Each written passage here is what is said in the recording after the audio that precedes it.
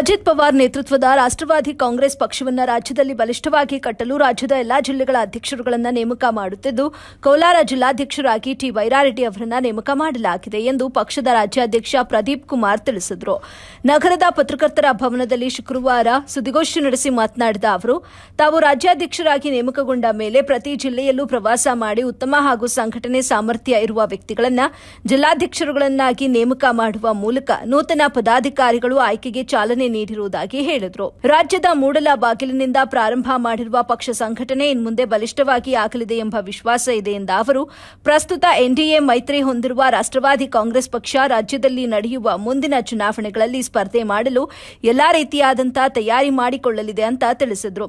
ಪಕ್ಷದ ಜಿಲ್ಲಾಧ್ಯಕ್ಷರಾಗಿ ನೇಮಕ ಆದ ವೈರಾರೆಡ್ಡಿ ಮಾತನಾಡಿ, ಪಕ್ಷದ ರಾಜ್ಯಾಧ್ಯಕ್ಷರು ನನ್ನ ಮೇಲೆ ವಿಶ್ವಾಸ ಇಟ್ಟು ಜವಾಬ್ದಾರಿ ನೀಡಿರುವುದನ್ನು ಸಮರ್ಪಕವಾಗಿ ನಿಭಾಯಿಸಿ ಪಕ್ಷದ ಸಂಘಟನೆ ಮಾಡೋದ್ರೊಂದಿಗೆ ಜಿಲ್ಲಾ ಹಾಗೂ ತಾಲೂಕು ಮಟ್ಟದ ಪದಾಧಿಕಾರಿಗಳನ್ನು ನೇಮಕ ಮಾಡಿ ಪಕ್ಷ ಸಂಘಟನೆಗೆ ಪ್ರಾಮಾಣಿಕ ಪ್ರಯತ್ನ ಮಾಡುವುದಾಗಿ ತಿಳಿಸಿದರು. ತಾವು ಉಪಾಧ್ಯಕ್ಷರಾಗಿ ಸುಮಾರು 6 ಲಕ್ಷ ವಿದ್ಯಾರ್ಥಿಗಳಿಗೆ ಬೋಧನೆ ಮಾಡಿ ಸೇವೆ ಸಲ್ಲಿಸಿದ್ದು, ಜಿಲ್ಲೆಯ ಸಮಸ್ಯೆಗಳ ಬಗ್ಗೆ ಅರಿವು ಇದೆ. ಇದರ ಬಗ್ಗೆ ಮುಂದಿನ ದಿನಗಳಲ್ಲಿ ಪಕ್ಷದ ಮೂಲಕ ಹೋರಾಟ ರೂಪಿಸುವುದಾಗಿ ಹೇಳಿದರು. ಸುದ್ದಿಗೋಷ್ಠಿಯಲ್ಲಿ ಪಕ್ಷದ ರಾಜ್ಯ ಪ್ರಧಾನ ಕಾರ್ಯದರ್ಶಿ ಆರ್ ಚಂದ್ರಶೇಖರ್, ಪ್ರಚಾರ ಸಮಿತಿ ಅಧ್ಯಕ್ಷ ವೀರಣ್ಣ ಸಾಹುಕಾರ್, ಯುವ ಘಟಕದ ರಾಜ್ಯಾಧ್ಯಕ್ಷ ಗಜೇಂದ್ರ ರೆಡ್ಡಿ, ಎಸ್ಸಿ ಎಸ್ಟಿ ಘಟಕದ ರಾಜ್ಯಾಧ್ಯಕ್ಷ ಅರುಣ್ ಕುಮಾರ್ ಮುಂತಾದವರು ಉಪಸ್ಥಿತರಿದ್ದರು. ರಾಷ್ಟ್ರವಾದಿ ಕಾಂಗ್ರೆಸ್ ಪಕ್ಷದ ಕೋಲಾರ ಜಿಲ್ಲಾ ಅಧ್ಯಕ್ಷನಾಗಿರುವುದಕ್ಕೆ ನನಗೆ ತುಂಬ ಸಂತೋಷ ಆಗ್ತಾ ಇದೆ.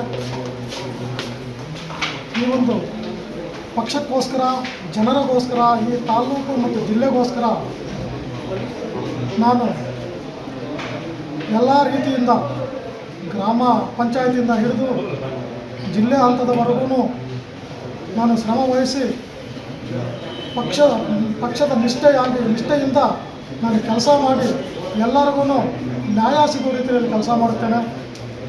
ಯಾವುದೇ ನನ್ನ ವಿಚಾರದಲ್ಲಿ ಯಾವುದೇ ಭೇದ ಭಾವ ಆಗಲಿ, ಯಾವುದೇ ಜಾತಿ ಧರ್ಮಗಳ ಭಿನ್ನ ಆಗಲಿ ನನ್ನದ್ರಲ್ಲಿ ಇರೋದಿಲ್ಲ. ಯಾಕೆಂತಂದರೆ ಇದುವರೆಗೂ ನಾನು 6 ಲಕ್ಷ ಮಕ್ಕಳಿಗೆ ಪಾಠ ಮಾಡಿರೋದ್ರಿಂದ ಇದುವರೆಗೂ ನಾನು ಯಾರನ್ನೂ ಯಾವ ಕಾಸ್ಟ್ ಅಂತ ಕೇಳಿಲ್ಲ. ನಾನು ಎಲ್ಲ ನಮ್ಮ ಮಕ್ಕಳನ್ನು ಸ್ನೇಹಿತರಾಗಿ ಪರಿಗಣಿಸಿ ನಾನು ಕೆಲಸ ಮಾಡಿದ್ದೇನೆ. ಮತ್ತು ಈ ಒಂದು ಕೋಲಾರ ತಾಲೂಕಿನಲ್ಲೇ ಸಮಾಜ ಸೇವಕನಾಗಿ ಸುಮಾರು ಕಾರ್ಯಗಳನ್ನು ಮಾಡಿದ್ದೇನೆ. ಎಲ್ಲ ಶಾಲಾ ಮಕ್ಕಳಿಗೆ ಪಠ್ಯಪುಸ್ತಕಗಳಾಗಲಿ, ಪೆನ್ಸು, ಬುಕ್ಸ್ ಆಗಲಿ, ಯೂನಿಫಾರ್ಮ್ ಆಗಲಿ, ಅನಾಥಾಶ್ರಮಗಳಿಗೆ ಮತ್ತು ಎಲ್ಲಿ ಅವಶ್ಯಕತೆ ಇದೆಯೋ ನನ್ನ 3 ಒಂದು ದಾನಗಳಾದಂದರೆ ಅಕ್ಷರದಾನ, ಅನ್ನದಾನ ಮತ್ತು ಅನ್ನದಾನ ಮತ್ತು ಆರೋಗ್ಯ ದಾನ, ಈ 3ಕ್ಕೂ ಒಳ್ಳೆ ಇದು ಕೊಡಬೇಕು. ಒಂದು ಊರಾಗಲಿ, ತಾಲೂಕು, ರಾಜ್ಯ, ದೇಶ ಬೆಳವಣಿಗೆ ಆಗಬೇಕಾದ್ರೆ ವಿದ್ಯಾಭ್ಯಾಸ ಇಂಪಾರ್ಟೆಂಟ್. ನಾವು ಎಷ್ಟೋ ಜನ ಹೇಳ್ತಾ ಇರ್ತೀವಿ, ನಾವು ವಿದ್ಯಾಭ್ಯಾಸ ಇಲ್ಲಾಂದರೆ ದುಡ್ಡು ಕೊಡ್ತೀವಿ ಅನ್ನೋದು ಬೇಡ.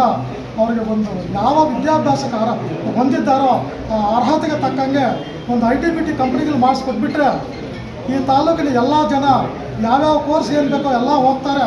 ಒಂದು 25-30 ಸಾವಿರ ತಗೊಂಡ್ರೆ ಪ್ರತಿಯೊಬ್ಬ ವ್ಯಕ್ತಿನೂ ಅವರ ಸಂಸಾರ, ಅವರ ಮನೆ, ಅವರ ಮಕ್ಕಳನ್ನು ಇನ್ನೊಬ್ಬರ ಮೇಲೆ ಆಧಾರ ಇಲ್ಲದಿರ ಬದುಕ್ತಾರೆ. ನಾವು ಮಾಡಬೇಕಾದ್ರೇನಂತಂದರೆ ಇನ್ನೊಬ್ಬರ ಮೇಲೆ ಆಧಾರ ಇದ್ದು ಬದುಕೋದು ನಮಗೆ ಬೇಕಾಗಿಲ್ಲ. ಎಲ್ಲರೂ ಅವರವರ ಸ್ವಂತ ಕಾಲಿನ ಮೇಲೆ ನಿಂತುಕೊಂಡು ಅವರ ಜೀವನ ಮಾಡೋದಕ್ಕೆ ಅನುಕೂಲವಾಗುವಂತೆ ಏನೇನು ಶ್ರಮಗಳು ಮಾಡಬೇಕು. ಯಾಕಂದರೆ ಇಲ್ಲಿ ಕೋಲಾರ ಜಿಲ್ಲೆ ಪ್ರಥಮ KC ರೆಡ್ಡಿ ಮುಖ್ಯಮಂತ್ರಿ ಹೊಂದಿದ್ದದ್ದು.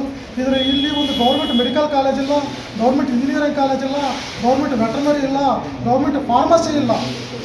ಇಷ್ಟು ಎಲ್ಲದಕ್ಕೂ ಪ್ರಥಮವನ್ನು ಹೊಂದಿರುವ ಒಂದು ಜಿಲ್ಲೆಯಲ್ಲಿ ಇಷ್ಟು ವರ್ಷಗಳಿಂದ ಬಂದರೂ ಇಲ್ಲಿ ವಿದ್ಯಾಭ್ಯಾಸದ ಬಗ್ಗೆ, ಉದ್ಯೋಗದ ಬಗ್ಗೆ, ಆರೋಗ್ಯದ ಬಗ್ಗೆ ಎಲ್ಲ ಕೊನೆಯಲ್ಲಿದೆ. ಇದನ್ನೇನಾದರೂ ಸುಧಾರಣೆ ಮಾಡೋಣ ಅಂತ ಹೇಳ್ತಾ ನಾನು ಈ ಒಂದು 2 ಮಾತುಗಳನ್ನು